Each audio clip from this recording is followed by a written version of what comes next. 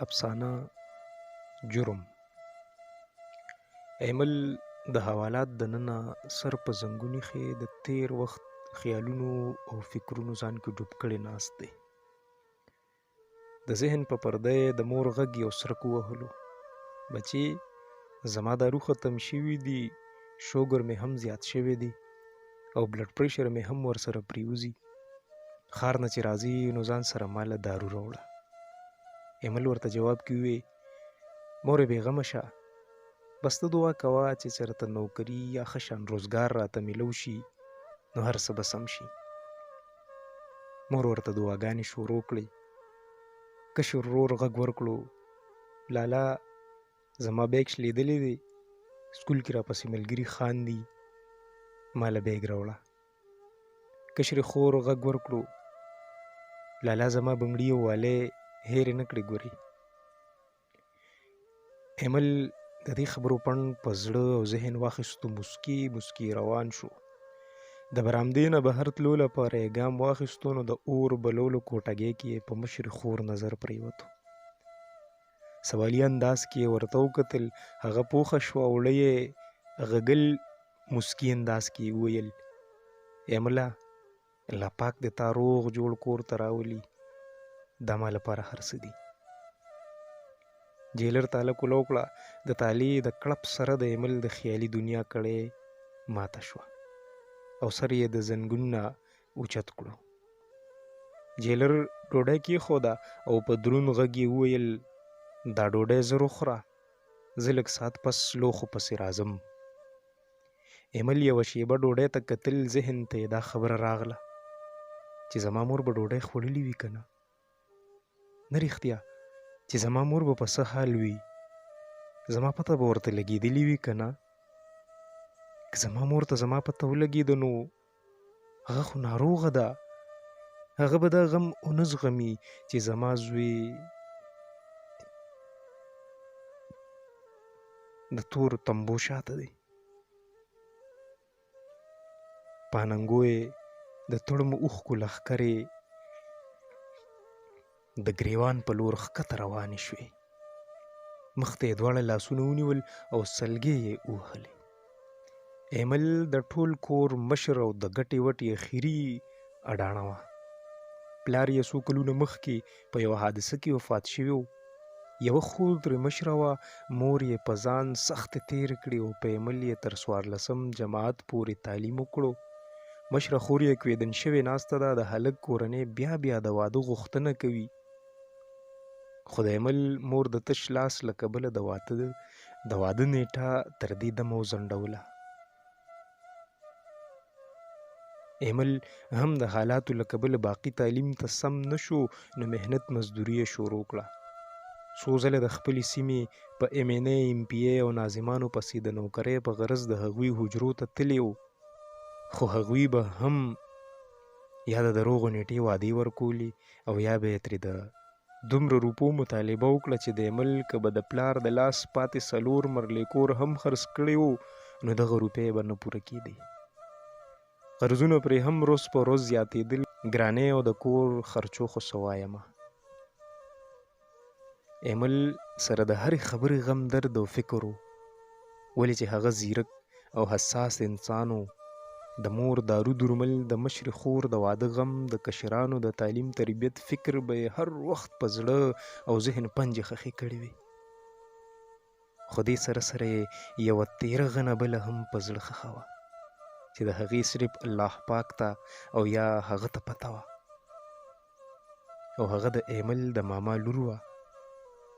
د دواړو یو بل خوښ وو، خو څو ورځې مخکې ایمل ته د هغې سوال جواب هم راغلی و چې ما پسې رشته راغلی ده، هلک سرکاري نوکر دی او ښه خانداني خلک دي، د امي او ابو دواړو پرې زړه هم دی، ته څه چل وکړه ګني لاړم درنه. جیلر بیا راغی او راتلو سره یې په دروند غږ ووی هلکه تا لا ډوډۍ نه ده خوړلې. ایمل یو ځل بیا د خیالستان نه را بهر شو، اول یې ډوډۍ ته او بیا یې جیلر ته وکتل، خو هېڅ یې ونه ویل. جیلر ووی ښه لکه نه خورئ، ستا خوښه ده نو. جیلر لوښي اوچت کړل او تاله یې ولګوله. ایمل اوږده ساه واخیسته. د خپل ځای نه پاڅېدو او څو ګامه مخکې لاړو. د هسپتال په بیډ کې پرته د ناروغې مور عکس یې د ذهن په پرده لکه د تیرې کرکې په شان تیر شو. هغه ورځ یې رایاده شوه چې د مور یې د دارو او علاج د کمي له کبله شوګر زیات شو او مجبوراً هسپتال ته یې وړلې شوه. ډاکټرانو د هغې طبیعت ته وکتل نو ایمل ته یې د څو ورځو لپاره د داخلولو مشوره ورکړه. ایمل خپل جیب ته وکتل او لږ سوچ نه پس یې سر وړکولو. سمه ده ډاکټر صاحب، تاسو دې ته علاج شروع کړئ او زه د پیسو بندوبست کوم. ایمل نیغ کلي ته راغی. یارانو، دوستانو او خپلوانو باندې وګرځېدو. خو هر چا ایمل ته د قرض ورکولو نه په دې انکار وکړو چې د ده څه حیثیت دی. سبا به دا دومره ډېرې پیسې دې له کومه واپس راکړي. اخر ایمل مجبوره شو نو د کمال عرف کمالي دیرې ته یې ځان ورسولو. کمالي چې د ایمل مجبورۍ ته وکتل نو ځان سره یې ووې کمالیا نوې مرغۍ ده. ایمل ته یې ووې هلکه یو کار ولې نه کوي. ایمل ورته سوالیه نظر سره وکتل نو کمالي پرې لاس واچولو او ځان سره یې څو ګامه مخکې کړو. ګوره ته مجبوره یې، ستا پیسو ته حاجت دی ها. ایمل سر وخوځولو. کمالي خپله خبره مخکې بوتله. نو بس پرېږده دا مینت او زارۍ. در په در د خلکو بېعزتۍ خورې ساده سړیه. دا دنیا د چا په مجبورو خفه کېږي نه، بلکې خنداګانې او خواسړی کوي. دلته به خپل حق غواړې نه، په زور به اخلي. کمالي خپل موټی را بند کړو. ایمل ووې زه ستا په خبره ونه رسېدم. کمالي په ټک ټک وخندل. و ساده سړیه. په ټوټو یې لاسونه کېښول. ته خو ښار ته هسې هم ځې که نه؟ ایمل سر وخوځولو. بس یو 2 پوڼې مال ځان سره یوسه. هلته به درته زما کسان ولاړ وي، ته به هغوی ته مال ورکړي، هغوی به پیسې درکړي، بس خبره ختمه.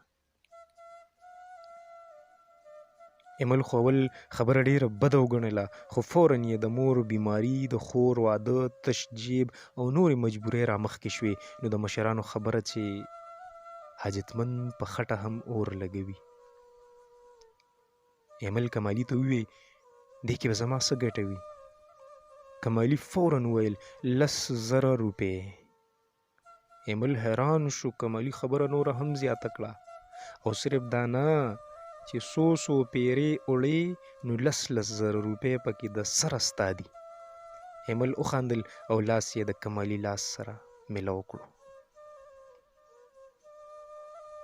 مازدیګر چې ایمل د کوره ووتو، په تیلی کې یې د مور لپاره ځان سره پاکې جامې او نور د ضرورت څیزونه واخیستل. نیغ د کمالي دیرې ته لاړو او لږ ساعت پس هلته نه هم ووتو. د کمالي دیرې نه په لږه فاصله یو کس په موټر سایکل ناست، تورې چشمې یې لګولې، موبایل یې غوږ ته نیولې. په ایمل یې سرسري نظر تیر کړو. ایمل لوی سړک ته ځان ورسولو او د ښار د بس په انتظار سلامۍ کې ودرېدو. او تر یې یو خوا بل خوا کتل. لږه شیبه پس بس راغی. ایمل وروختو او بس د ښار په لور روان شو. کله چې د سردریاب تاڼۍ له ورسېدو، په چیک پوسټ ناکه وه. لږه شیبه تیره نه وه چې بس ته 2 پولیسواله راوختل او تلاشي شروع شوه. ایمل چې پولیسواله ولیدل نو زړه یې کښ وکړو. یو آه یې له خولې نه ووتو او سترګې یې پټې کړې. جیلر بیا تاله کلو کړه او د تالې کړپ ایمل بیا د خیالي جزیرو نه را بهر کړو. جیلر یو بل مجرم زولنو کې بند حوالات ته را دننه کړو او غږ یې وکړو او قیدي نمبر 1 خفه کېږه مه، بل ملګری هم درله راغی، یو بل سره مشغول شي. ایمل قیدي ته وکتل. جیلر بیا غږ ورکړو او بله واوره، سبا سحر 9 بجې عدالت کې ستا پیشګي ده، ځان مخکې نه تیار ساته. جیلر لاړو او ایمل هغسې ورغلي شونډې پاتې شو. دویم قیدي وړخته کېناستو. سبا چې عدالت ته پیشګي وشوه، جج په 12 بجې راغی، د ایمل فایل یې کولو کړو، نو یوه لمحه په ایمل د بېچینۍ کیفیت خورېدو او د زړه درزا یې سیوا کېده چې خدای خبر څه فیصله به وروي. لږه شیبه پس جج فیصله ووروله. तमाम सबूतों और गवाहों को मद्देनजर रखते हुए ड्रग स्मगलिंग करने के जुर्म में ये अदालत मुलजिम एमल खान को 7 साल कैद बामुशक्कत की सज़ा सुनाती है.